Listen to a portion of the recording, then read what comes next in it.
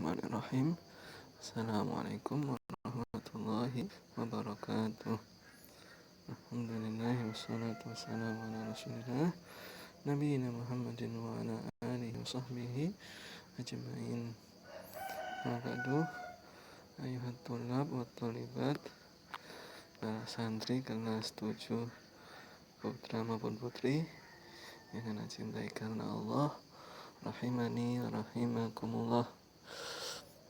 Afwan, kemarin ya ada jadwalnya tapi Ustaz tidak bisa mengisi pelajaran tarikh ya karena ya kemarin badan sangat lemes dan kepala sangat pening, jadi nggak bisa buat mikir ya.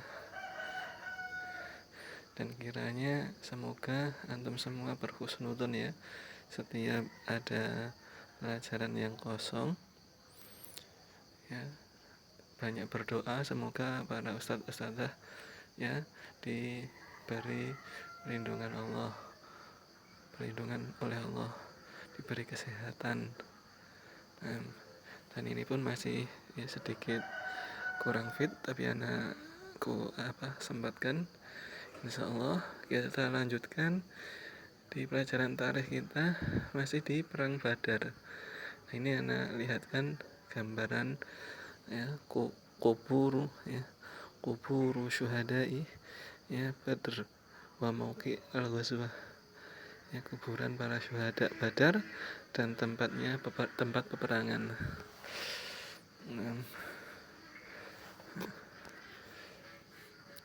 Di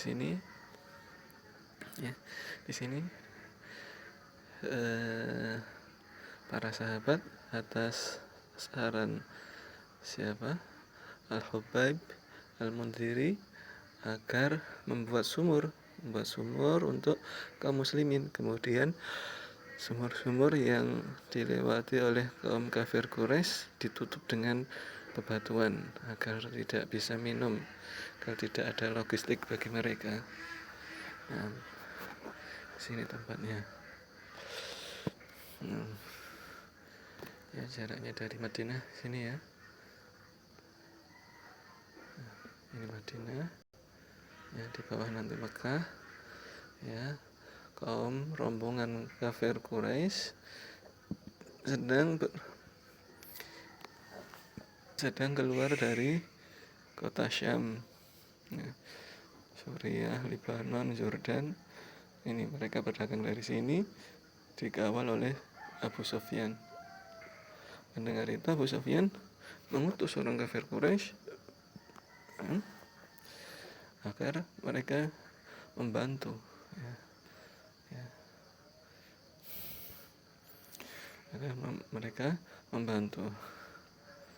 ya.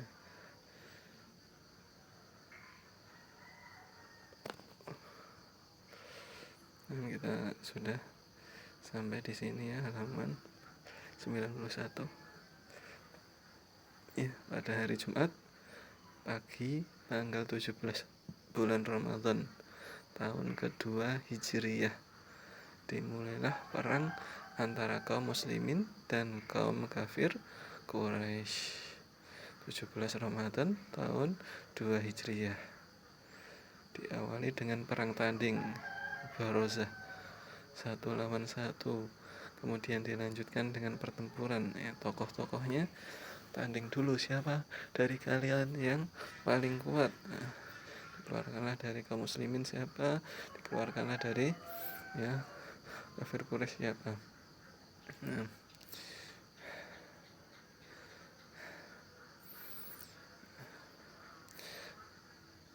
Ali radhiyallahu taala anhu menceritakan bahwa Nabi SAW merupakan sosok yang paling pemberani. Ya, beliau merupakan sosok yang paling tangguh, ya, gak takut mati. Nah, kemudian hasil dari peperangan, ya, kaum muslimin mendapat kemenangan atas kaum musyrikin dengan kemenangan yang besar. Mereka berhasil membunuh 70 orang musyrikin, di antaranya ya, pembesar di antaranya Abu Jahal dan Umayyah bin Khalaf. Mereka keduanya ya tewas di perang Badar. Mereka juga menawan 70 orang, sedangkan yang lainnya melarikan diri dari peperangan dan kembali ke Mekah. Adapun dari pihak kaum muslimin, ada 14 orang yang mati syahid di peperangan tersebut. Ketika perang telah usai, para syuhada tersebut mulai dikuburkan oleh kaum muslimin. Adapun jasad-jasad kaum musyrikin, mereka biarkan dan mereka masukkan ke dalam sumur Badar. Kaum muslimin kembali ke Madinah dengan sukacita dan gembira atas kemenangan yang diberikan oleh Allah. Di samping mereka mendapatkan harta rampasan perang dan tawanan. Demikianlah Allah menolong pada perang Badar sekelompok orang mukmin yang sedikit atas sekelompok orang kafir yang banyak. Ya, atas pertolongan Allah. Ya, 300-an melawan 900-an. Ya. Sungguh Allah telah menolong kalian dalam peperangan Badar, padahal kamu adalah ketika itu orang-orang yang lemah, ya, karena jumlahnya sedikit. Karena itu bertakwalah kepada Allah supaya kamu mensyukurinya. Quran Surat Ali Imran ayat 123. Apa sebab Allah menolong kaum muslimin pada perang Badar? Ya, di antara hal yang penting, apa sebab ya Allah menolong kaum muslimin di perang Badar? Dari Sa'id bin Zubair, beliau berkata, aku berkata kepada Ibn Abbas tentang surat At-Taubah. Maka Ibn Abbas berkata, At-Taubah adalah Al-Fadhilah, senantiasa turun, dan di antara mereka sampai mereka menyangka bahwasanya tidak akan tersisa seorang pun di antara mereka hingga semua disebutkan di dalam surat tersebut. Said berkata, adapun surat Al-Anfal, Ibn Abbas berkata, surat tersebut turun di Badar. Aku berkata, adapun surat Al-Hasyr, Ibn Abbas berkata, turun pada Bani Nadir. Nanti ada perang tersendiri, ya, melawan Bani Nadir. At-Taubah sama Al-Anfal, ya, bisa dibaca, dilihat arti-artinya, ya, nanti terlihat secara global bagaimana kisah tentang perang Badar itu. Nah, beberapa pelajaran yang bisa diambil dari pembahasan. 1. Kebencian musuh Islam dari kalangan musyrikin Yahudi dan munafik terhadap persatuan dan kekompakan kaum muslimin. Mereka tidak suka, ya, sangat benci, ya, kalau orang Islam itu bersatu. Ya. Kemudian yang kedua, jihad fisabilillah merupakan jalan kemuliaan kaum muslimin dan yang menolong mereka dari musuh-musuh mereka. Ya. Jihad fisabilillah, ya, Ishkarima au mut syahida, hidup mulia atau mati syahid. Ya. Mereka hidup di atas kemuliaan, ya, tidak ditindas oleh orang-orang kafir lagi, atau mereka mati syahid, balasannya, ya, surga langsung dari Allah Subhanahu wa taala.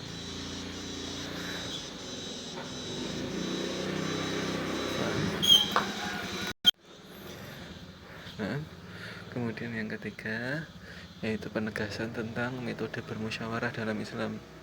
Ya, sebelum, ya, mulai angkat senjata, Nabi Sallallahu Alaihi Wasallam bermusyawarah dengan sahabatnya. Ya, meskipun seorang pemimpin, ya, beliau tawadhu, yang mau menerima pendapat dari para sahabatnya, dimusyawarahkan. Kemudian nomor 4, kuatnya keimanan kaum Ansor dan kejujuran mereka atas sumpah setia mereka kepada Nabi Sallallahu Alaihi Wasallam. Ya, kaum Ansor imannya sangat kuat. Mereka jujur atas sumpah bai'ah Aqabah dulu, ya, benar-benar akan menjaga Rasul Sallallahu Alaihi Wasallam. Ini buktikan awal perangnya di perang Badar. kokohnya keyakinan Nabi Shallallahu Alaihi Wasallam kepada Allah atas janjinya untuk memberikan pertolongan dan pengokohan. Yakin bahwasanya ya, kalau kita menolong agama Allah, pasti Allah akan menolong kita dan mengokohkan ya kaki kita. Ya. In tansurullah yansurkum wa yutsabbit aqdamakum. Benar? Kemudian menggabungkan antara melakukan sebab dan sikap tawakal kepada Allah. Ya, melakukan sebab dulu, ya, musyawarah, kemudian diantaranya membuat sumur Badar, ya, menutup sumur-sumur yang dilewati kaum kafir Quraisy, kemudian berperang, kemudian tawakal kepada Allah. 7. Pentingnya doa dan kesungguhan Nabi SAW dalam berdoa dalam setiap kesempatan. Ya, pentingnya doa, terlebih pada perang yang berkecamuk, sangat mustajab. Nah, kemudian nomor 8, keberanian Nabi SAW di medan perang. Ya, keberanian Nabi SAW di medan perang. Beliau di